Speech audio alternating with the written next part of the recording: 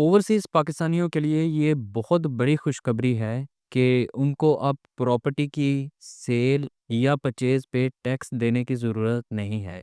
Overseas अब पाकिस्तान में जितनी मर्ज़ी प्रॉपर्टी की सेल परचेज़ करें, उनसे कोई टैक्स नहीं लिया जाएगा।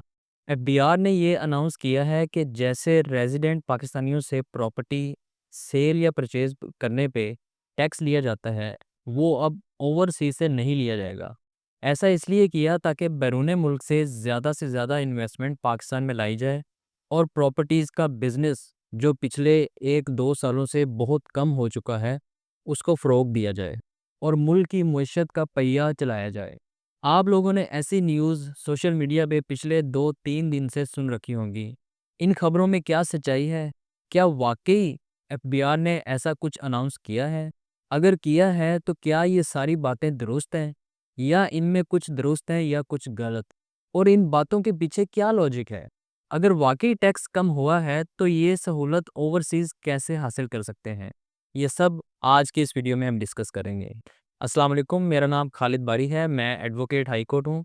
मेरी सर्विसेज या सलाह मशवरा के लिए आप नीचे दिए गए व्हाट्सएप नंबर पे मैसेज करके रब्ता कर सकते हैं। सबसे पहले मैं आपको बता दूं कि बहुत सारे लोग, चाहे वो कंसल्टेंट हो या लॉयर, वो मिसगाइड कर रहे हैं या वो खुद मिसगाइडेड हैं। वो एफबीआर के जारी करदा इस सर्कुलर को नोटिफिकेशन समझ रहे हैं। हालांकि ये एक नोटिफिकेशन नहीं बल्कि एक सर्कुलर है। नोटिफिकेशन और सर्कुलर में ये फ़र्क होता है कि नोटिफिकेशन एक ऑफिशियल ऑर्डर या अनाउंसमेंट होती है जो अक्सर लॉ या रूल इन्फोर्स करने के लिए जारी किया जाता है, जबकि सर्कुलर का मकसद गाइडलाइंस देना या कवानीन की वजाहत करना होता है। अगर ये नोटिफिकेशन होता तो हम ये कह सकते थे कि ये कोई नई चीज़ आई है, लेकिन ये एक सर्कुलर है जिसका मतलब ये है कि ये किसी ऐसे कानून की वजाहत के लिए आया है जो पहले से मौजूद था। अगर हम इस सर्कुलर को गौर से पढ़ें तो इसमें लिखा भी हुआ है कि फाइनेंस एक्ट 2022 में फेडरल गवर्नमेंट ने इनकम टैक्स ऑर्डिनेंस में क्लॉज 111 ए सी इंट्रोड्यूस करवाई थी, जिसके ज़रिए यह कानून पास किया गया कि प्रॉपर्टी की सेल या परचेज के दौरान जो भी हाई रेट टैक्सेस इंट्रोड्यूस करवाए हैं, उनका इतलाक नॉन रेजिडेंट के ऊपर यानी कि ओवरसीज़ के ऊपर नहीं होगा। इनमें 4 चीज़ें बहुत इंपॉर्टेंट है। नंबर 1 ये कि ये एक सर्कुलर है, जिसका मतलब ये कानून पहले से मौजूद था, लेकिन इस पे अमल नहीं हो रहा था। अमल इसलिए नहीं हो रहा था कि इसको अमल करने का कोई प्रोसीजर मुतारिफ नहीं करवाया गया था। तो इस सर्कुलर का मकसद इस कानून को अमल दरामद करवाना है।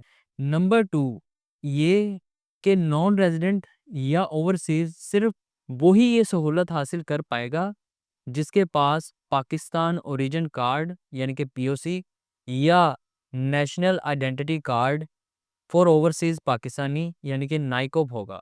इसके बगैर वो रेजिडेंट ही समझा जाएगा, इवन वो वर्क वीज़ा पे ही क्यों ना बाहर गया हो और जितने मर्जी सालों से बाहर रह रहा हो, इससे कोई फ़र्क नहीं पड़ता। नंबर 3 ये कि ये सर्कुलर या ये सहूलत से सिर्फ हाई रेट टैक्सेस से बचा जा सकता है।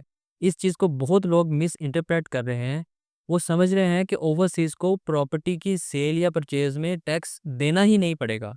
हालाँकि ऐसा बिल्कुल भी नहीं है। टैक्स तो देना पड़ेगा, लेकिन हाई रेट टैक्स से बच जाएँगे।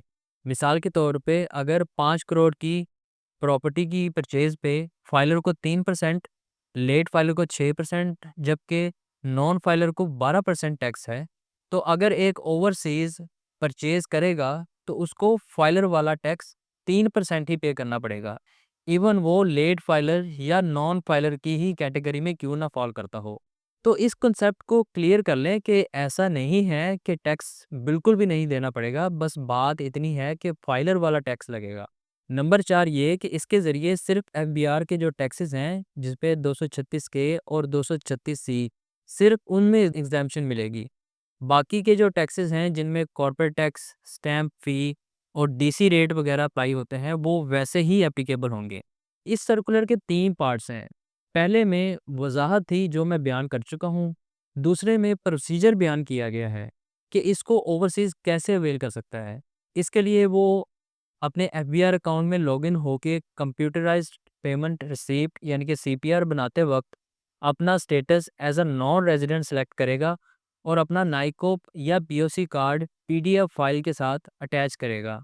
ये एप्लीकेशन सीधा चीफ कमिश्नर इनलैंड रेवेन्यू सीसीआईआर के पास जाएगी और जो मुतलका कमिश्नर इनलैंड रेवेन्यू सीआईआर को असाइन करेंगे, जो इस एप्लीकेशन की जांच पड़ताल करेंगे और जब सेटिस्फाई हो जाएंगे कि वाकई बंदा जेन्युइन नॉन रेजिडेंट है तो वो एग्जाम्पशन अलाउ कर देंगे, जिसकी कंफर्मेशन आपको ईमेल या एसएमएस में भी मौसूल हो जाएगी।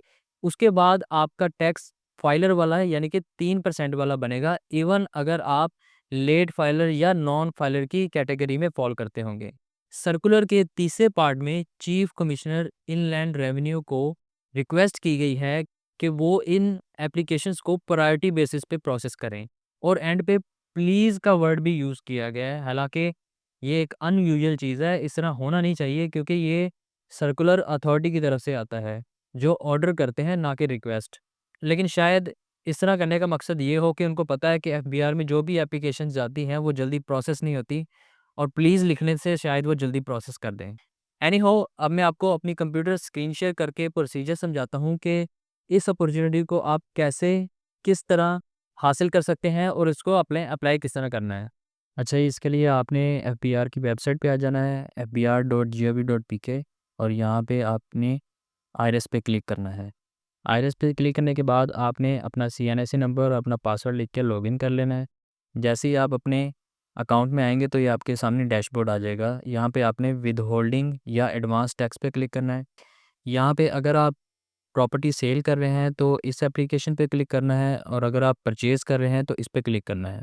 फॉर एग्ज़ाम्पल आपने प्रॉपर्टी परचेज़ करनी है तो आप यहाँ पे क्लिक करेंगे, यहाँ पे ये सिलेक्ट करेंगे, कंटिन्यू। देन आपके सामने ये डैशबोर्ड शो हो जाएगा। यहाँ पे आपने एक सिंपल सी एप्लीकेशन लिख देनी है कि आप नॉन रेजिडेंट हैं और रिड्यूस्ड टैक्स रेट आप अप्लाई करना चाहते हैं। ये लिखने के बाद आपने अटैचमेंट पे आ जाना है। यहाँ पे आपने अपना पीओसी या नाइको प्लस के बटन पे प्रेस करके आपने यहाँ पे अपनी पीडीएफ फॉर्म में अटैचमेंट कर देनी है। अटैचमेंट करने के बाद आपने इसको सबमिट कर देना है। दूसरा जो इसका तरीकाकार है वो ये है कि आपने क्रिएट योर ई पेमेंट पे क्लिक करना है। यहाँ पे आपने टैक्स ऑन इमूवेबल प्रॉपर्टी पे क्लिक करना है। यहाँ पे आपने प्रॉपर्टी की डिटेल्स देनी है कि वो प्रॉपर्टी किस प्रोविंस में है, किस डिस्ट्रिक्ट में है, वो सारी डिटेल्स आप दे के यहाँ पे अगर आप सेलर हैं तो सेलर के टैब में आप अपना स्टेटस सेलेक्ट करेंगे और अगर आप बायर हैं तो बायर के टैब में। तो अभी यहाँ पे सिर्फ आप देख सकते हैं कि रेजिडेंट का स्टेटस शो हो रहा है, नॉन रेजिडेंट का नहीं हो रहा।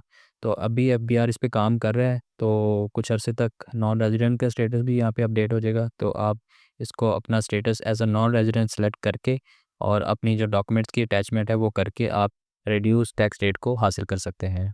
कुछ लोग ये कह रहे हैं कि ओवरसीज़ को इसके लिए एफबीआर में रजिस्टर्ड होने की ज़रूरत नहीं है।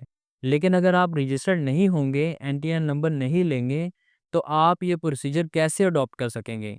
इसलिए इसके लिए आपका रजिस्टर्ड होना लाज़मी है। कुछ लोगों को मैंने ये भी कहते सुना है कि ओवरसीज़ को रिटर्न फाइल करवाने की ज़रूरत नहीं है। इसकी बात मैंने इस वीडियो में बड़ी डिटेल में की है। यहाँ पे क्लिक करके आप इसे देख सकते हैं। Thanks for watching. See you in the next video. अल्लाह हाफिज़।